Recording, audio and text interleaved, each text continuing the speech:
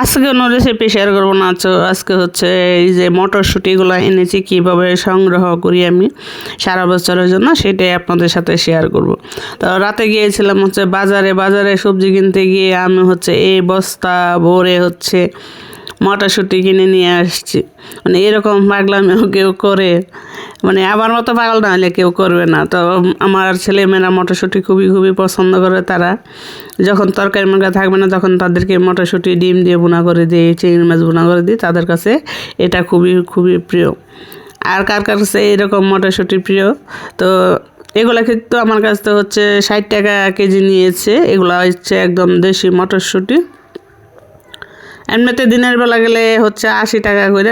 বাজারটা অবশ্য বিকালে বসে, 4টার দিকে থাকে, রাতে 10টা পর্যন্ত 11টা পর্যন্ত। তো আমি গিয়েছিলাম হচ্ছে শুধু সবজি আনতে, কিন্তু সবজি আনতে যে হচ্ছে এই মটরশুঁটিগুলো এনে মনে করেন 5-6 ঘন্টার উপরে লেগেছে এইগুলা সিলাইতে।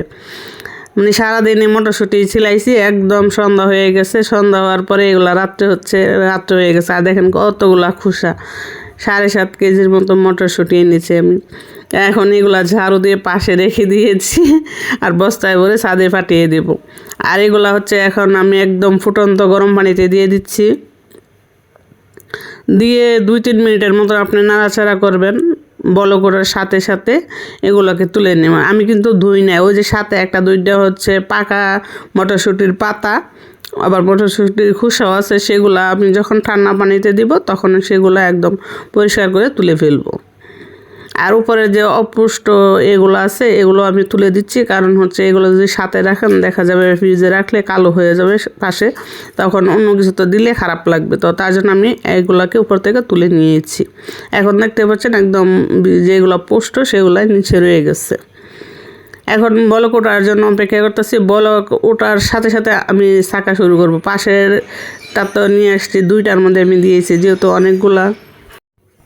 আর মটরশুঁটির কিন্তু এখনই সিজন, আপনারা কিন্তু এখনই সংগ্রহ করতে পারেন, কারণ বেশি দিন এগুলার সিজন থাকে না। তো এটা দেখতে পাচ্ছেন বলক চলে আসতেছে। আমি কিন্তু কোনো কেটে দেই না, একদমই দেখাচ্ছি। তো এখন হচ্ছে পাশে আমি একটাতে নিয়ে আসছি, এটা বলক উঠে গেছে, ওটা আগে দিয়েছিলাম। আর এটা এদিক দিয়ে হচ্ছে ভিডিও করেছি, এই জন্য একটু আপনাদেরকে দেখাচ্ছি। পাশে আমি বেসিনের মধ্যে ঠান্ডা পানি বোলের মধ্যে রেখে দিয়েছি, সেখানে আমি এখন এগুলাকে সেকে তুলে দিব। এটা দেখতে পাচ্ছেন পুটপুট করে উঠে যাচ্ছে, তো আমি এখন এটার থেকেও তুলে নিচ্ছি। ঠিক এরকম করে দিবেন। আরও যদি আরেকটু কচি থাকে তাহলে কিন্তু সেটার কালার একদম সবুজ থাকবে।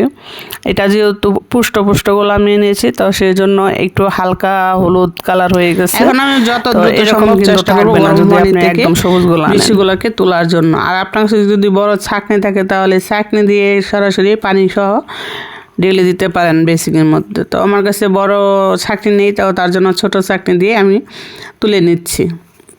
আর সবাই তো আর একসাথে অনেকগুলো আনে না, কমই আনে। তো আমি বেশি নিচ্ছি, এই জন্য আমার একটু সমস্যা হচ্ছে।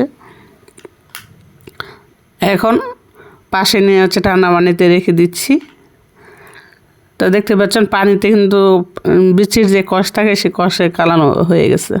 এখন এই যে পানিতে ঠান্ডা পানিতে দিচ্ছি, বিচিগুলো সাথে ঠান্ডা হয়ে গেছে এবং এটার কালারটা একদম ঠিক আছে। এখন হচ্ছে আরেকবার সেকে তুলে আমি আমার পরিমাণ মতো প্যাকেট করে রেখে দিব ফ্রিজে।